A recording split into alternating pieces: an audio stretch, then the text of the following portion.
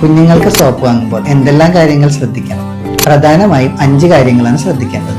First one, സോപ്പിന്റെ pH. Neutral pH ഉള്ള സോപ്പുകൾ ചൂസ് ചെയ്യാൻ ശ്രദ്ധിക്കുക. ന്യൂട്രൽ pH എന്ന് പറയുമ്പോൾ pH ലെവൽ 7-ലും താഴെയായിരിക്കും. രണ്ടാമത്, ഹാർഷ് കെമിക്കൽസ് ഇല്ലാത്ത സോപ്പായിരിക്കണം.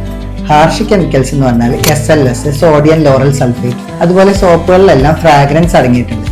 ലോ ഫ്രാഗ്രൻസ് ഉള്ള സോപ്പുകൾ ചൂസ് ചെയ്യാൻ പ്രത്യേകം ശ്രദ്ധിക്കാം. Third one, mild natural ingredients അടങ്ങിയിട്ടുള്ള സോപ്പുകൾ സെലക്ട് ചെയ്യുക.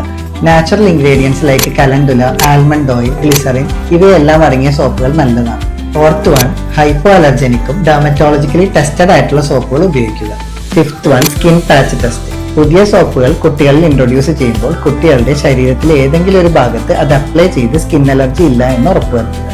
ബേബി സോപ്പ് എന്ന ലേബൽ കിട്ടുന്ന എല്ലാം കുട്ടികൾക്ക് നല്ലതല്ല. ഇൻഗ്രീഡിയൻസ് നോക്കി നല്ലതാണെന്ന് ഉറപ്പുവരുത്തിയതിനു ശേഷം മാത്രം കുട്ടികളിൽ ഉപയോഗിക്കുക.